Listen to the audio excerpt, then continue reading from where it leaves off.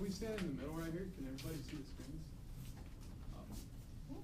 You need to step forward a bit, otherwise it's going to create a shadow on the screen. It's okay, we got your printouts here. Okay, perfect. All right, yeah. Yeah, it's a little bit different setup here.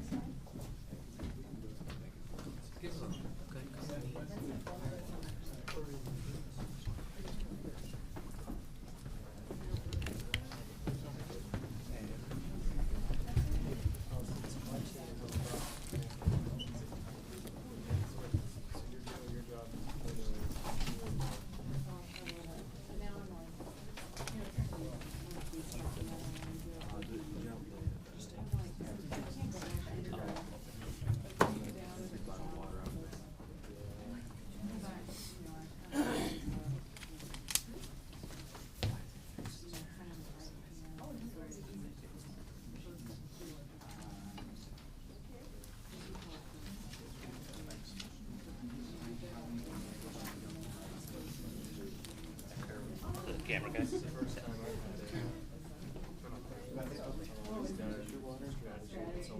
No? Okay.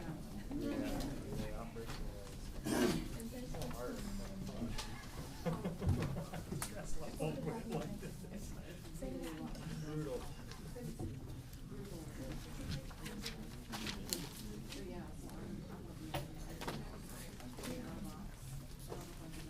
It's nice to hear.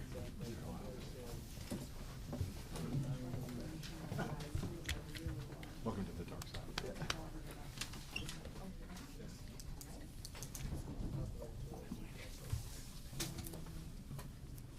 Hey, good afternoon, and thank you for being with us after lunch. We appreciate. We're here today because this is where we want to go. We want to improve Boilers Care Center's staffing issues through optimizing their resources. And we're the supply chain management team consisting of Patrick Haslanger, Andrew Ty, Lucas Brenner, and myself, Tiffany Bentler. So I'm going to walk you through the current situation and the problem we're facing and also give you the recommendation. Then we have Andrew and Lucas diving into the analysis, and Patrick will conclude this presentation with an implementation plan and timeline, as well as risk mitigation. So as I've mentioned, today we're dealing with Boilers Care Center. That is a skilled nursing facility, and they have two types of customer services. One is short-term, 15%, which brings in more revenue, and 85% in long-term services. For the scope of this presentation, we're going to focus only on skilled nursing, depicted in dark blue. And when we had a closer look at the skilled nursing sector, there are three different types of nurses. There are RNs, LPNs, and CNAs. And basically, the RNs are higher qualified but also cost much more money. What is even more interesting is when we dig deeper, we saw that the actual responsibilities between the nurses have quite a lot of overlaps. And there's another issue. So let me introduce you to Amanda. And we'll have a look at a day in her typical life. So basically, her first shift starts at 7 a.m. What does she have to do? Well, she mainly deals with people with mental diseases. So there's a lot of physiological issues and also physical issues. She needs to lift patients, she needs to feed them, she needs to bathe them. There are a lot of things. And she finishes her day at 4 p.m. with a 1-hour lunch break. But currently, due to severe staffing issues, at 5 p.m., just 1 hour later, she starts her second 8-hour shift. So she was 16 hours in a row and just has around 6 hours to recover. And it's quite obvious that this leads to dissatisfaction and high nurse turnover for the company. So let's look at the problem. It's clear that Boilers Care Center needs to improve the current staffing system. And this is urgent because there are pending regulations, so maybe this overtime will not be allowed anymore soon. And also it's important because patient satisfaction is dropping due to decreasing nurses, and also, of course, they make more mistakes when they're so tired. What can we do? Well, our recommendations are, strategically, we have to increase nurse satisfaction. We need to shift the focus from short-term Medicare patients to get more of these short-term patients, which bring in more revenue. And then operationally, we propose to completely reduce the overtime work through hiring actually additional nurses.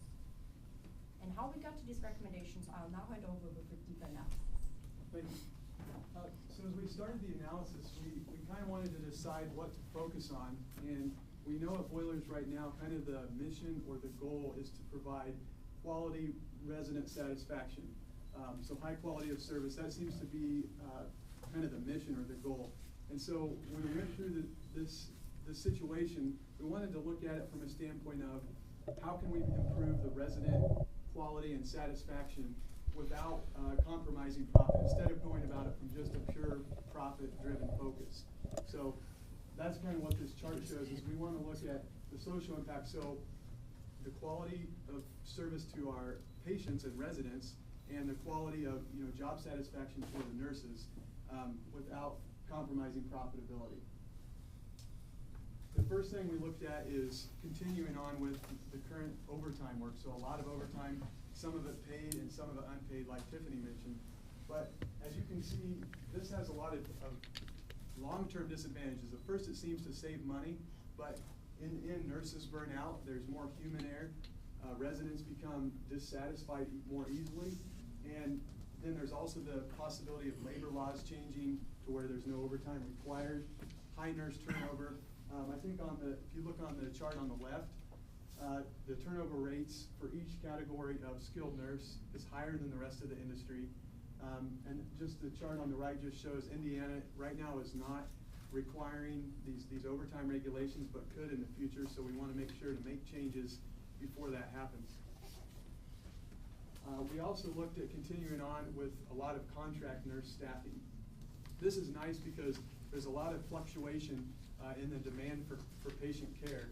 And so it's easy to bring in contract nurses because the lead time to go out and hire a full-time nurse is too long to meet the quickly changing demand. On the right, you can see the demand fluctuates quite a bit from month to month.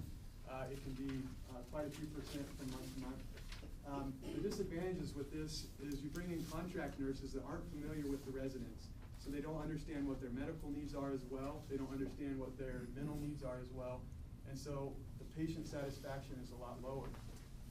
It's also bad because there's actually higher wage rates, a little over 9% to bring in contract nurses. So that's a financial disadvantage. So we'd really like to minimize the contract nurse staffing. And on the previous slide, we really want to minimize the amount of overtime.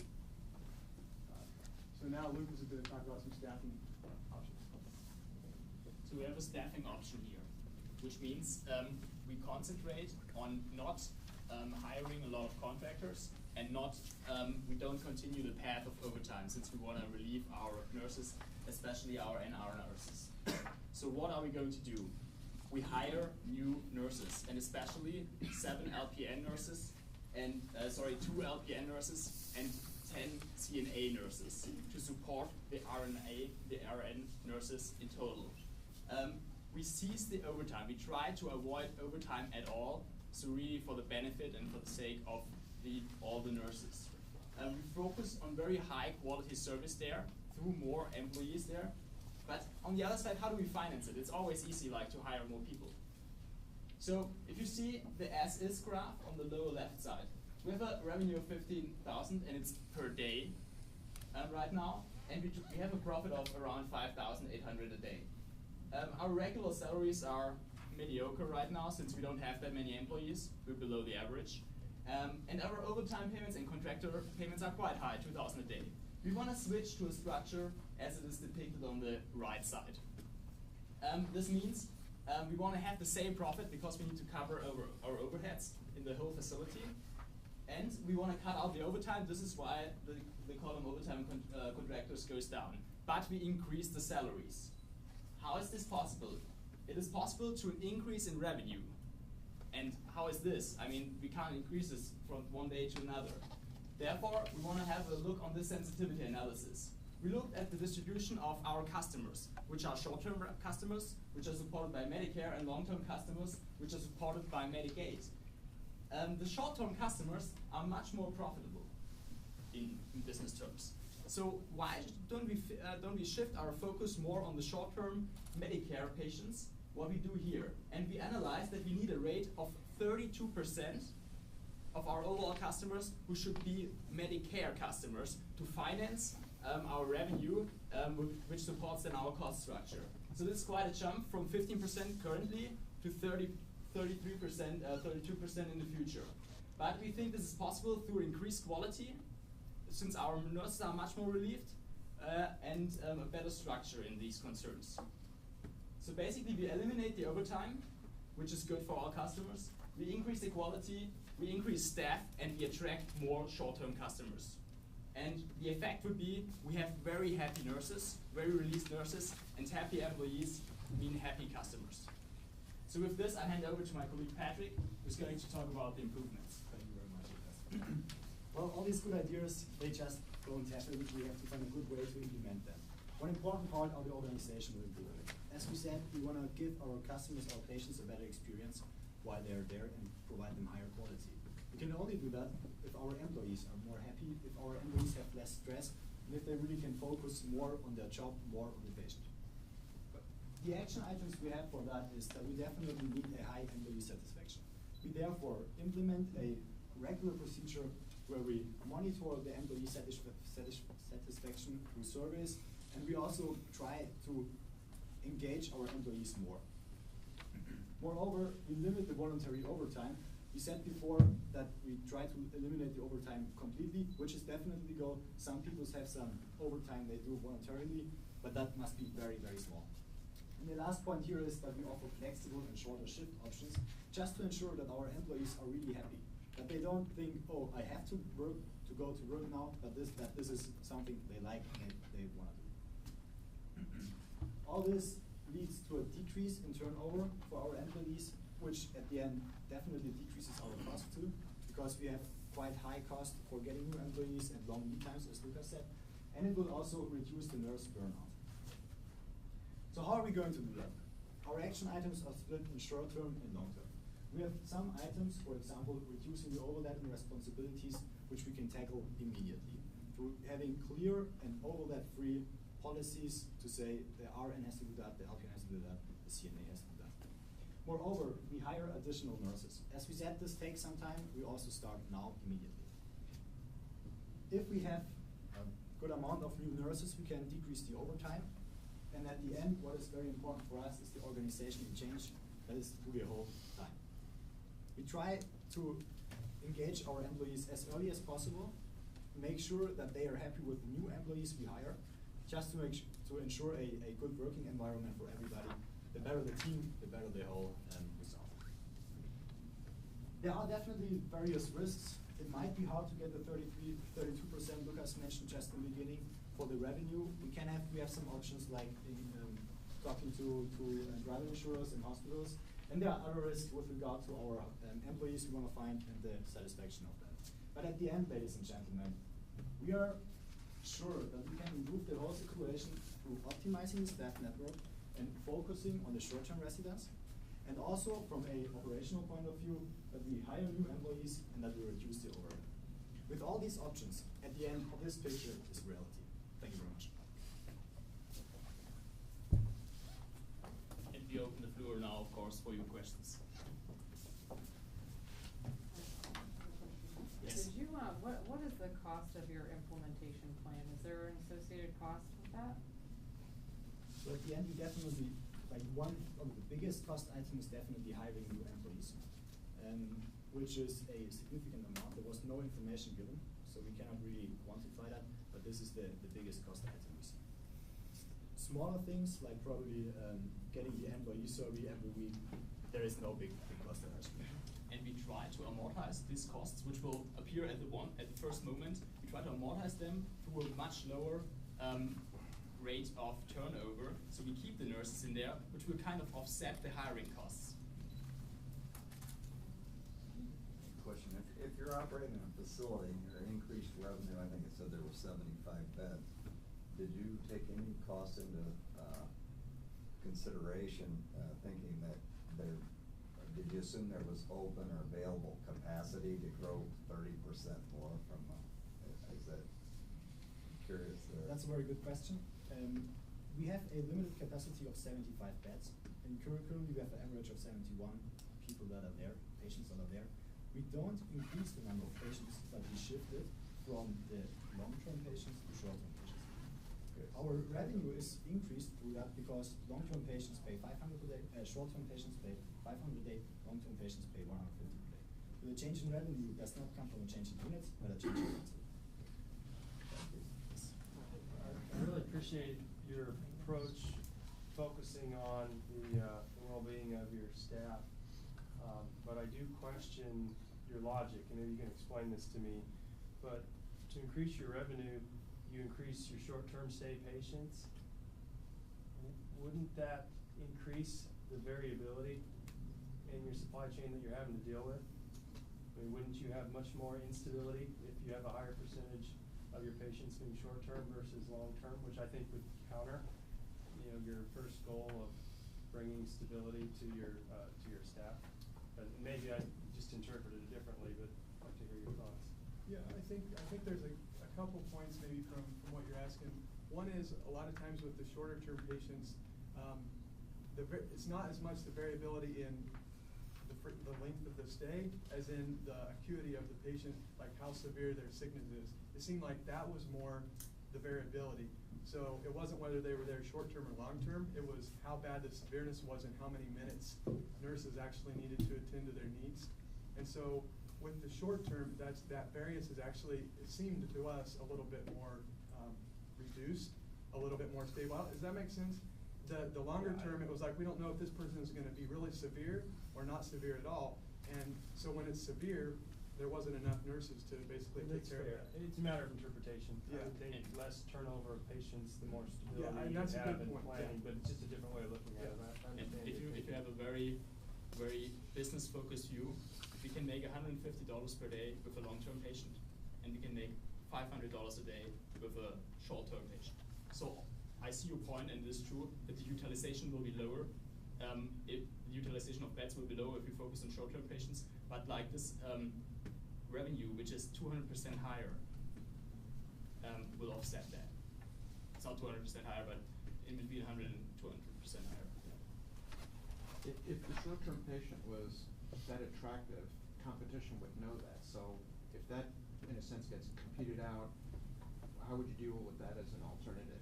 It's an excellent question.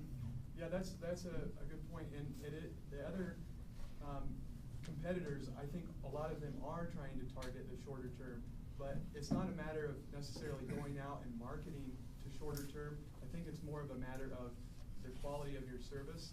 And if the quality of your service is high enough, that naturally attracts the shorter term patients that are willing to spend more money. So there is a matter of the competition, but I don't think it's quite as easy as just pouring in marketing dollars. I think it's more, you have to make changes in your organization to give you that competitiveness. Let me add one section point. We have a competitive advantage as well, because we're placed next to a bigger healthcare compound where other patients go in and out. So we will try to get some patients which are coming anyways to these facilities. We'll catch them since we're next to the source. Yeah. One phenomenon. We have time for just one more question. One phenomenon that exists in today's economy is people spend toward their income. So your nurses are going to say, "Oh yeah, I don't want the overtime. I don't want the overtime." But once the overtime revenue goes away, they might want that overtime. How are you going to address that? We've allowed for voluntary overtime. In our organizational change slide, though, what we wanted to say is we want to allow voluntary overtime for people that really want the money, but we don't want to let it kind of run wild, because I think that the problem, it looked to us, the problem could be if there's unlimited voluntary overtime, then burnout is going to kind of happen without the nurse really seeing it coming. So they say, we want to just work and work, and then they get burnt out. So we want to say, you can do some voluntary overtime, but we want to cap it off. And we don't have an exact number, but somehow cap that off a little bit. Mr. Roy, you had a question too, No, but okay, sorry for that. No. Okay. Thank you very much. Thank you very much for your patience. It's good.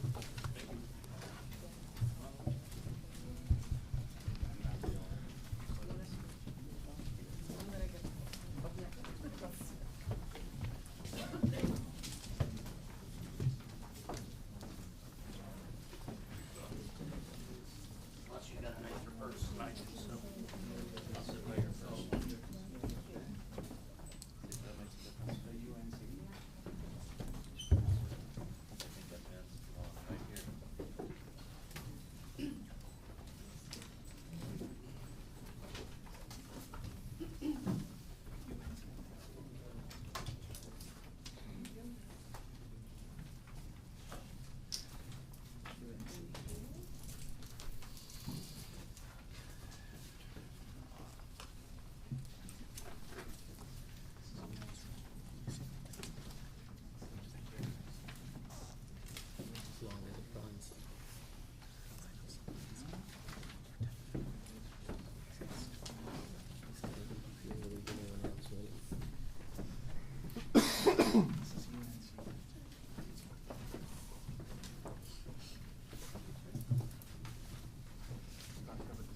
Oh, thank you. Thank you.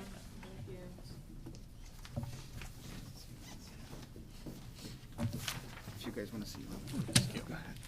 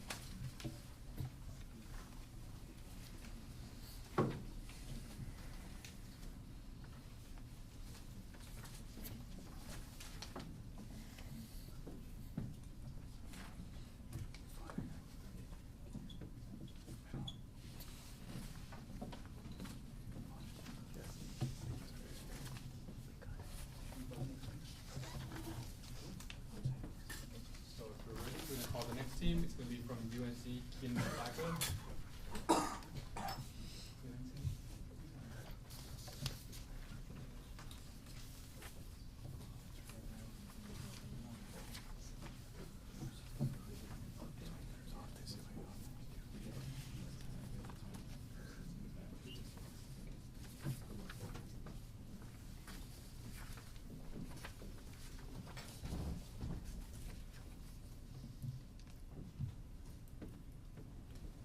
So, good afternoon, ladies and gentlemen. We're pleased to be here, and today we want to talk about some of the challenges facing Boilers Care Center, and then walk through our recommendations of addressing those challenges. I'll start with introducing our team first. My name is Lalit, and with me today is Jimmy, Vardhan, and Sandeep. So, sure. So, this is our agenda for the day. I will start with the executive summary, and then Jimmy and Vardhan will walk you through our recommendations, and finally Sandeep will talk about our strategic roadmap and the implementation. So, we believe by the end of 2013, 16 states had already initiated regulations on overtime pay for nursing staff in hospitals, and this is primarily because there's a big impact of nurses working overtime on stress levels, fatigue, and this leads to an overall adverse impact on the level of patient quality care that patients are getting. So we believe that Boilers Care Center should start with the assumption that these changes are very soon going to be implemented in Indiana as well. So our recommendation talks about increasing the number of regular staff among the nursing department, and some of the numbers, 57% increase in the number of registered nurses, 22% licensed practical nurses, and a 9% increase in certified nursing assistant. Jimmy and Vardhan will unpack these recommendations for you, and the overall impact on costs will be approximately 28%. And now Jimmy will walk us through the first one. Thank you. So, just to reiterate what Lalit just said, states in the US are becoming increasingly aware about the regulations on overtime employment of full-time employees. And a lot of states in the Midwest have already adopted these changes. There have been 16 states which already adopted these, and most of them are neighbors around Indiana, and it's not going to be a long time before these are implemented here. But then why should Boilers Care Center be tensed about these regulations coming in? It's going to be entirely in Indiana. Everyone's going to be affected.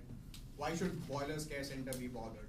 Well, as you can see on the numbers on the right, the red depicts the overtime of the employees, and the blue is the regular time. As you can see, the non-regular hours for licensed practicing nurses is almost 50% of regular hours, which means that Boilers Care Center is using their nurses for overtime a lot more than the national average and the Indiana average. If you look at the numbers in the tables that we were provided, we can see that the numbers for staff that is employed per patient is a lot lower in Boilers Care Center compared to the Indiana average and the national average. And so once these regulations come into place in Indiana, it's going to be very hard for Boilers Care Center to catch up with the other organizations. And early moving advantage, we think is a key for success to this. And if Boilers Care Center initiates now, they will have this advantage. However, hiring all these new nurses that we recommend is not a small change, it's a big organizational change, and we would like to address these facts. Approximately, there's going to be a 20 to 45% increase in the permanent staff. Now, this is going to lead to a lot of operational and cultural change factors in the organization. To address these, we think that Boilers Care should have training sessions and start hiring nurses early, because when the regulations come in, everyone's going to go and hire these nurses, and the cost of hiring is going to go up. So I think this is why Boilers Care should be focused on the regulations coming in within the next year. And next, Vardhan is going to cover our recommendation on staffing. Is this a good place to stand? Okay. So Jimmy spoke about the balance of hours between the regular and non-regular staff.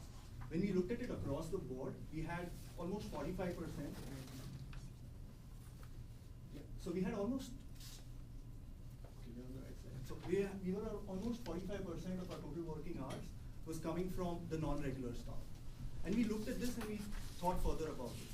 What we realized was the key issue or the key underlying issue out here is how overworked the nurses are. They're dealing with fatigue, they're dealing with a lot of work, they're dealing with a lot of physical effort as well, and this will have an impact and takes a toll on them. And this takes a toll on them which affects Boilers Care Center on two levels. One, which is this will open them up to potential mistakes and accidents, and that can have lawsuits which can really have a crippling effect on Boilers Care Center. Another area which this can have an impact on is exhausted nurses, overworked nurses will quit at some point, and you're looking at retraining new nurses, a very high churn rate, and this is something again that Boilers Care Center will be significantly interested in addressing.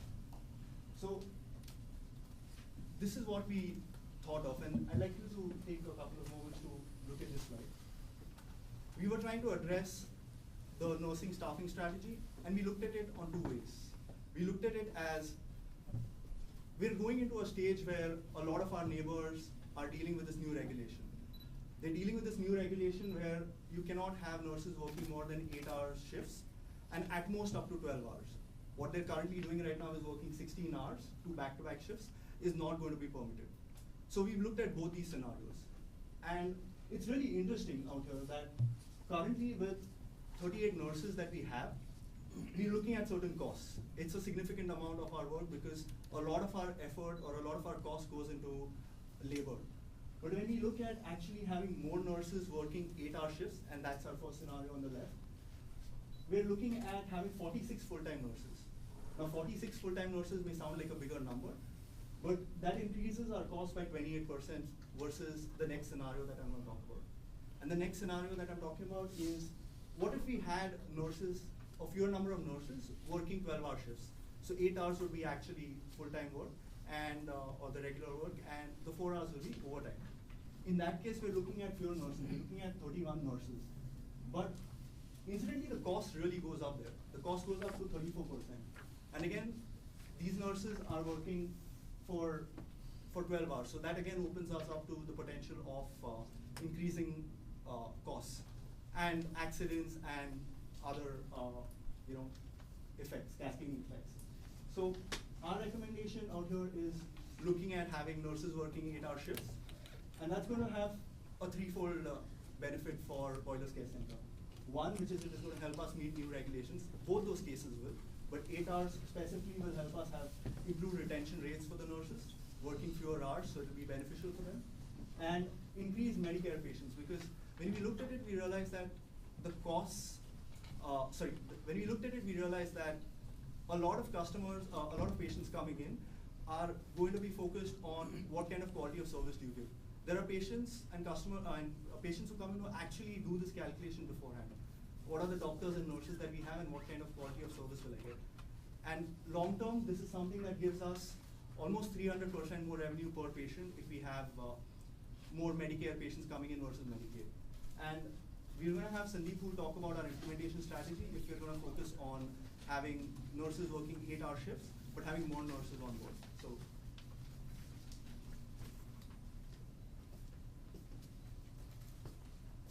we briefly talked about two key issues facing Boilers Care Center today. First is the overworked nurses and the impending regulations coming in Indiana. The second issue is how to create that fine balance between the number of temporary and permanent workers, so that we are cost effective and we provide the best care to our patients. So here is a 6 months plan, and we believe after this 6 month plan, BCC will be the premier care center not only in Indiana but in the country. So in the short term, that is month 1, we recommend hiring nurses immediately and training them on our culture and having a focus on quality. In 3 months, you should train those nurses in cross-functional segments. For example, a registered nurse can easily do the task of an LPN, and an LPN can easily do the task of his or her aide. This way we can improve on the utilization levels, and also this will be cost effective, resulting in a decrease in the number of temporary workers and utilizing the full-time workers to their full capability. And this will also increase the quality of our care. And what that leads to is, we'll attract the Medicare segment, which is, as I mentioned, the rich and insured segment. So the revenue per patient in Medicare is around $500, and the revenue in the other segment is around $150. So that's a huge increase. And therefore, we believe through this strategy, in 6 months, we'll be able to attract more and more people from the Medicare segment, and therefore increase our revenues while decreasing our costs through more permanent workers rather than the temporary workers whose wages are pretty high. So we believe after our recommendations, after implementing these recommendations, BCC should be able to move on the profitability chain and also serve the patients in a better manner. And now I would like to open it up to the questions. Thanks.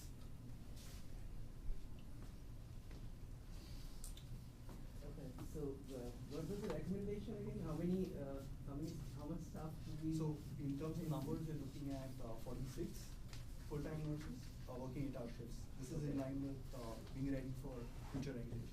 So your 28% cost increase. Yeah. Who will pay for that?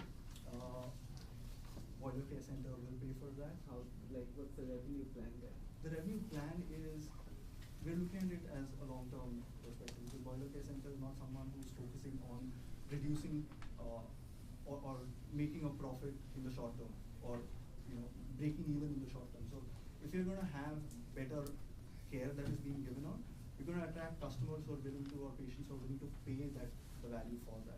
So if you have patients who see that you have more nurse time and quality of service, then you're going to be able to charge a better premium for that. So that's how we're looking at it. And to add to that, this is not a matter of improving on profitability, but it's a matter of urgency. Boilers Care is performing at lower levels in patient care, the time spent on patient care, than the national average and Indiana's average.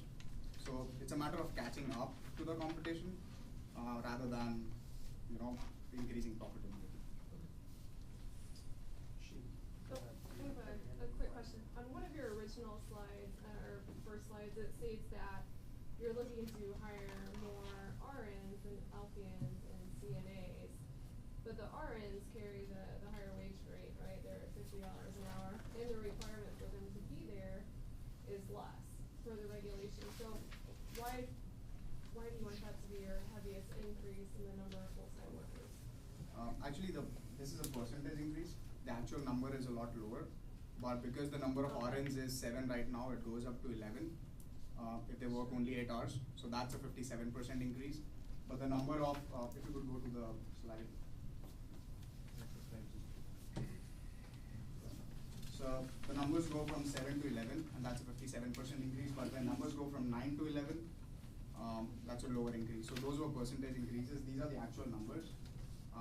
And the numbers for 12-hour when people, the nurses work 8 and then overtime is a lot higher because their overtime charges are incremental. So to add on to that, we talked about cross-training, and RNs can easily do the job of LPNs or CNAs, and the utilization improvement will be a lot higher, but we cannot have an LPN doing the job of an RN. So it makes sense to kind of hire more RNs in this scenario. What's your plan for short term while you're hiring? So as you hire, it may take 4 to 6 to 8 to 10 weeks to get your RNs found, sourced, and hired in. What's the plan? Are you going to continue operating the way that you're operating, or do you want to do something short term in those couple of months? So we actually looked at the numbers, and we first started off by seeing what the Indiana averages were and what the national numbers were, and we tried to see where, compared to the average and all of them out there, where Boilers Care Center stands, and they're not very far off the average, right? What we're looking to do is in the long term push them towards providing better care and having better customers come in. So in the short term, we're not seeing that as an immediate issue that we need to address. How do we change our current balance of staffing so that we address an immediate issue? So look to have more nurses come in, more permanent nurses come in, and that will have a long-term benefit that we're looking at. So. One of the requirements is to have either an RN or LPN on staff at all times. Yeah. So when you have 12-hour folks, you only need 2 to cover the 24 hours. Now that you're going to the 8 hours, you would need 3, either RN or LPN. Have you included that in your calculation of how many you need? So we did take that factor into consideration, that there will be overlapping to cover the entire 24 hours. For the RNs, there was only 1 RN required for the entire duration. And so while taking those factors into account, we adjusted for the number of RNs in our calculation. I think it's in our, so it's in our Excel sheet. However, we took into account, instead of 8 hours, we took into account only 7.6 hours of work, first of all, to include their full-time equivalent amount. And then for this overlap, we adjusted by using a minimum number of nurses that are required in a month, and then adding it up to the entire year.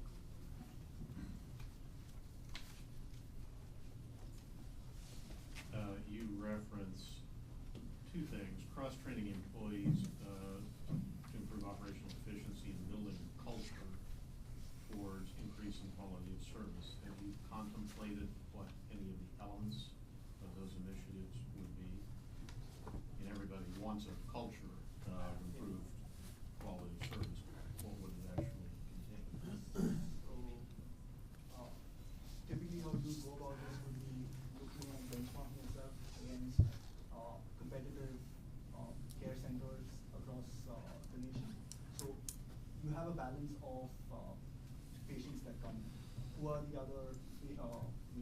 competitors who offer Medicare and quality care to Medicare patients, and trying to understand how do we simulate or how do we match a model like that. That's something that we will look at. Trying to see what kind of culture do they have in place, trying to see how do we ensure that our employees are connecting with patients in a similar way, because when we say quality of care, we mean not just having more patient time, but also these nurses are connecting very individually and on a personal level with patients. So it's not the easiest thing to quantify and say these are the steps that we will do, but we're looking to ensure that our patients leave with a positive feeling, so that these patients are coming for a very short term. They're not long-term patients. So these patients are also ones that will go back and talk to others saying, hey, I went to a boiler care center and they really took care of me. So that's something that we want to do. That's why we put more emphasis on two key aspects. One was hiring more RNs, one more senior, and second was limiting a particular shift to 8 hours so that they are not overworked. And a happy nurse will make a patient happy. He or she can connect with the patient on social level, emotional level, and therefore, of course, the quality of the care increases a lot. So that's why, I mean, 8-hour shift was one of our key parameters for that. We are at the end of time. Sorry. Thank you. Thank you. Thank you.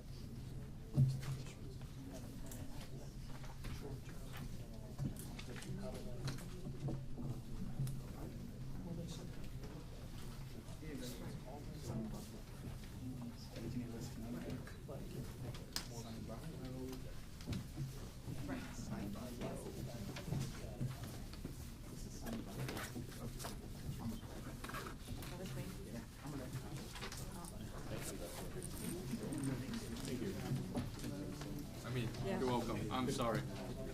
No problem.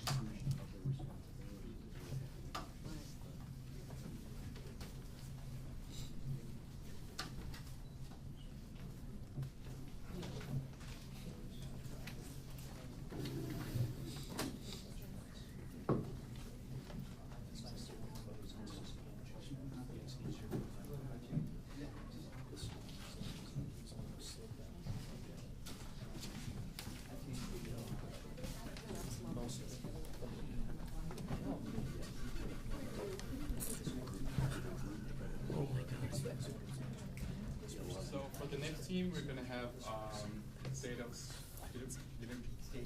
University of New York from Buffalo.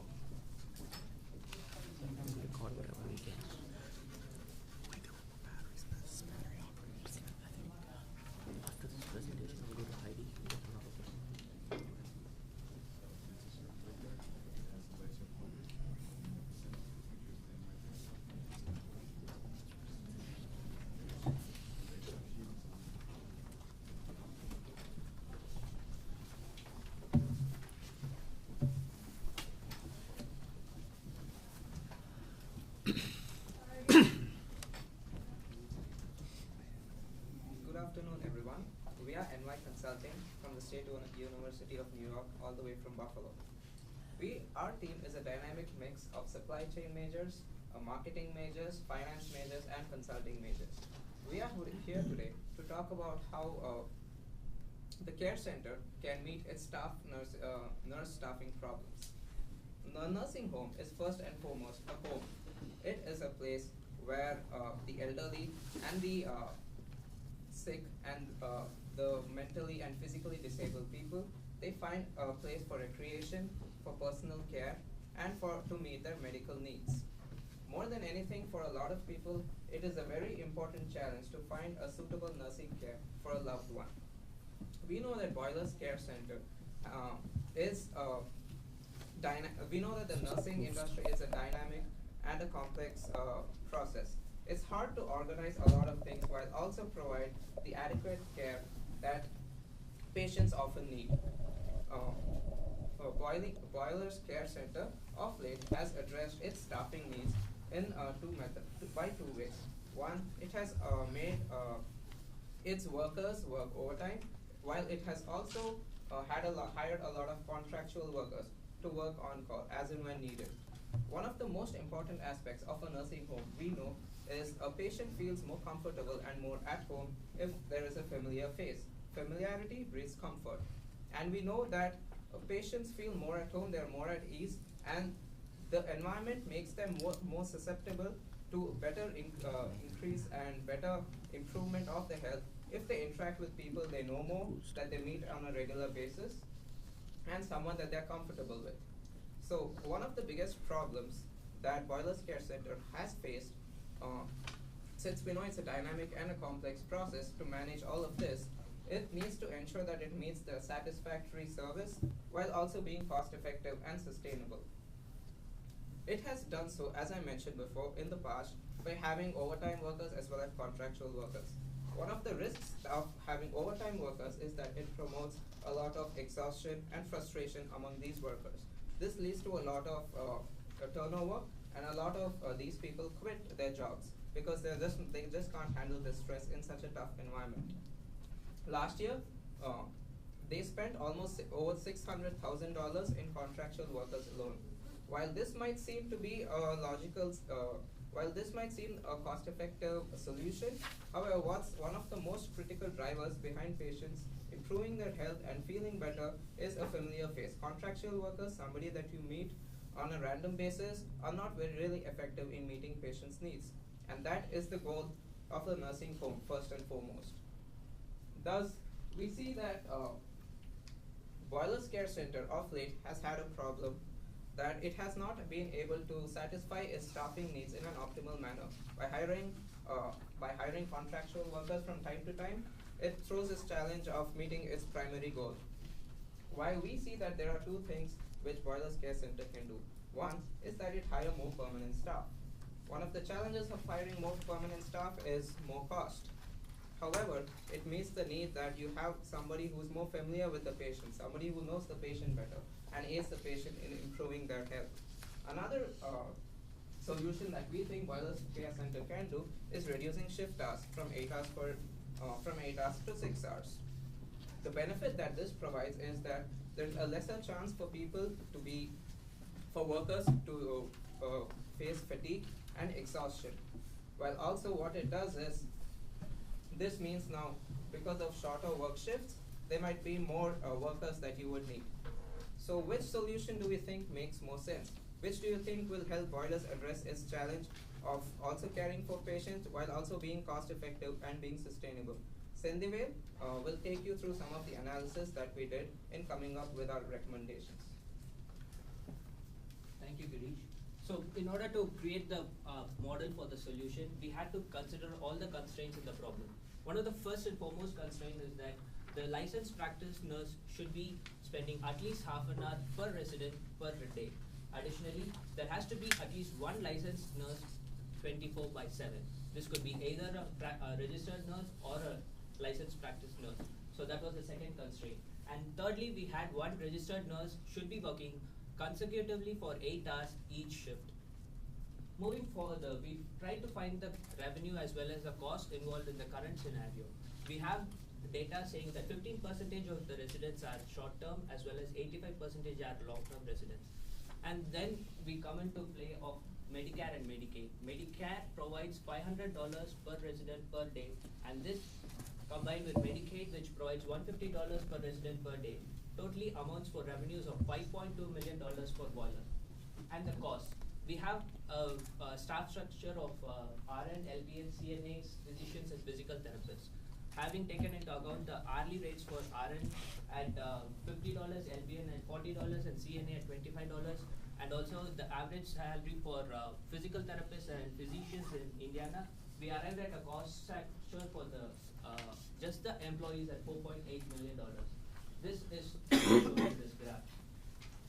In order to come up with the best recommendation, we are trying to reduce the cost involved, trying to increase the base to improve the revenue, and in essence increase the gross margin. The current gross margin stands at 8%. Our goal is to increase gross margin in the next year. I'll give Ashit to continue the presentation and go forward with the recommendation. Thank you, Sentivel. Okay, so we took a look at the costs involved in the staffing of the boiler care, and we actually took an assumption. We compared it with the Indiana average, not with the current boiler average. We thought it was more of a conservative estimate, and so we estimated it in terms of the Indiana average of the staffing requirements, which was the more than what was currently for the boiler, and which is generally we went on the conservative side when we estimated the cost. And we built a model through that, and we estimated, we proposed a staff composition of 10 registered nurses and 13 licensed nurses and 31 certified nurses. And we saw the cost variation in 3 of the cases that for the contract, we tried eliminating the cost for the contract altogether, and even the overtime, but the cost for the regular employees increased greatly. But as a whole, the overall cost reduced from 3.9 million to 3.7 million, which is definitely an impact on the gross margins. But also, because of the increasing the number of regular employers, like Girish was mentioning, the familiarity increased. We also calculated the overtime that was being done because of the increased number of regular employers. The overtime time reduced to 60% of the original overtime because of the increased number of regular employers, and the contract cost reduced to nil.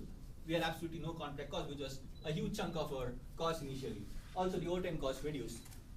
And doing this, we did a sensitivity analysis with respect to the revenues generated by the 15% short patients, which was $500 per resident compared to the long-term ones, which was $150 per resident. And we figured out that our profits, our gross margin increased to 17.5% compared to 8%, which Sentivel mentioned sometime before. So this also improved the service level we are providing to our patients, because we had more regular employers, and we had more we had less contract costs, and the turnover also reduced, so the hiring costs reduced, and also the upcoming mandatory overtime laws, which might be implemented in Indiana, which restricts the overtime or the consecutive working hours to 12 hours, which was also considered in the model. So considering all these factors, this is the recommendation we provided to have at the staff composition, and which we thought would definitely help boiler care to improve their margins from 8% to 70%.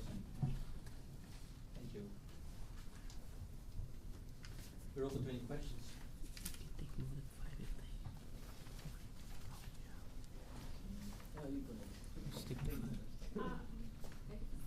You mentioned early on that you were going to reduce the shift hours from 8 to 6. Is that going to be a mandatory requirement? Because that's a fairly big impact on the nurses, right? Going from overtime to 6 hours. So kind of what were your thoughts behind that?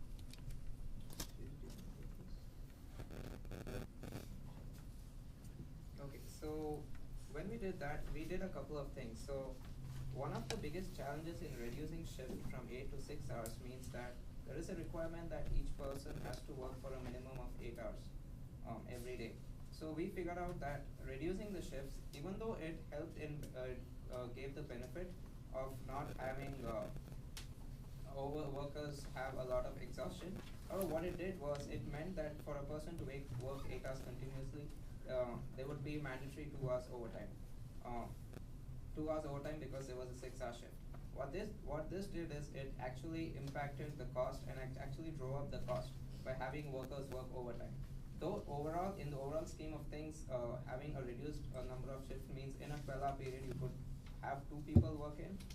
Having the 8-hour compulsion of working 8 hours every day meant the cost of still having overtime workers did not benefit boilers a lot.